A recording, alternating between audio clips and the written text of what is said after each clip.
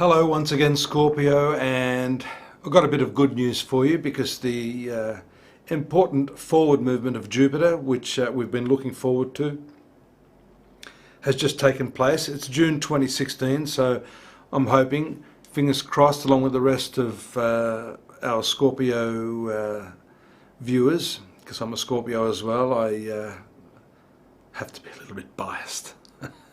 Well, I try not to be biased, but I guess the astrologer is human like any other sort of Scorpio, and we want things to go well for us. That movement forward of Jupiter in the 11th house is very, very important.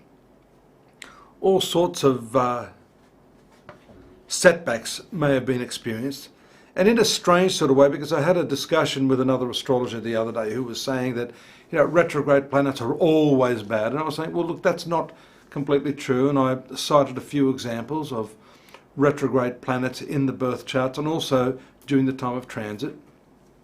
Right now we have had some setbacks, but the retrograde planets give us that opportunity to revise what we're doing, to really carefully analyse and to not make the same mistakes, hopefully. Again, being in the 11th house, this has to do with friendships, and more importantly from a business angle, a professional angle, it has to do with the income we make from the work that we do. So it's nice to see that whatever revision you've made, whatever corrections, whatever reappraisals, and even the delays that you've been going through that you've had there over the past few months, you are now seeing that there's something fruitful about that, some sort of opportunity that can bring with it renewed income, better connections, and more loyal friends, because friendships are also, for Scorpios, one of the arenas in which there could have been a lot of confusion, a lot of disappointment, betrayal for some, depending on when exactly in Scorpio that you've been born. So that's nice. The other important component there is the fact that Mars is still retrograde. That's taking place in your sun sign. It's at the very last degrees of the sign. Going to move back a little bit further, but on the 30th it will move into what's called its stationary direct motion. So I guess it's the second half of the story. Jupiter being the really important finance planet for us, going into forward motion, means that you yourself physically will have that dynamic energy again to feel confident. Having been sort of beaten around the ears a little bit by some of these other planets, you need to have at least one of your ruling planets, Mars, along with Pluto, in forward motion. Pluto, your other main, or in modern astrology, the primary ruler of Scorpio, is still retrograde in the 3rd house. So this, as I've said on many occasions over the last year, has a lot to do with the revision of your communication style, the way you think.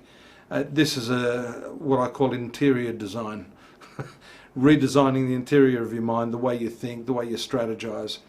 People will be noticing these changes, and although some of them don't like that, it is something that you have to continue doing. There's a Venus-Sun conjunction. Sun is just passing Venus conjunction in your 8th house. That could have caused some problems with your relationship. I'm getting a feeling it's more to do with some family issues that are associated with your partner, and that you've been dragged into that. We see also the movement of Mercury into that 8th house. It's the intimate house, the house of secrets, secrets being revealed. Things you are probably going to be very surprised about. It could be someone in your partner's family, something about them that is revealed. And it may be tied in with money. Perhaps you've loaned them money, or you've been trying to be a good sport by supporting them, only to find that you've been betrayed in some way there. The interesting thing about that too, by the way, is that there is a new moon taking place in this 8th house. So just as we saw with the retrograde planets, a revision, the new moon can show a complete change of pace and an attitudinal change, by the way, associated with the way you share your money, shared resources and that sort of thing. It's also a renewal sexually, because that 8th house has a lot to do with sexual intimacy, not just secrets and finances, shared finances.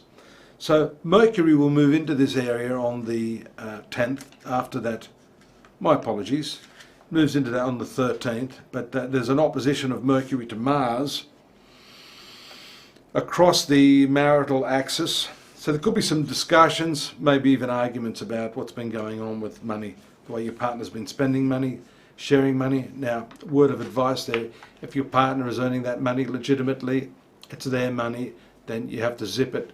You have to offer your partner the respect that you would expect. And don't make matters worse for yourself on that. There's some excitement in your workplace. The Moon and Uranus conjunction taking place on the 1st and 2nd of the month shows that your enthusiasm for work could start to revive, whereas you may have had some, I guess, lack of confidence as well. And also distraction. When you're distracted, putting out bushfires everywhere, it's very, very hard to focus your attention on those things that you are most creative at.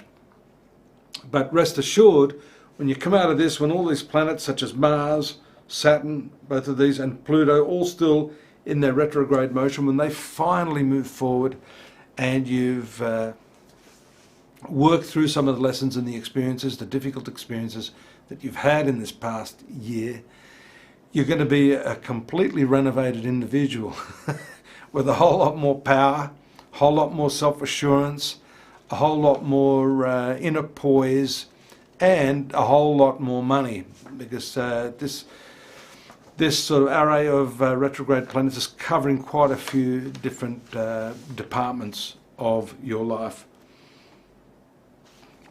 Venus, speaking about your relationships, Venus produces some problems there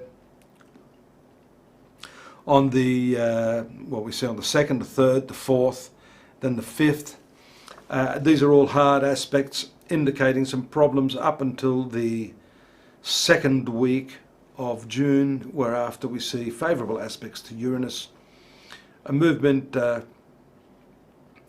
Venus into the sign of Cancer, your 9th house. That sets everything straight in terms of the relationship department, you'll be pleased to note.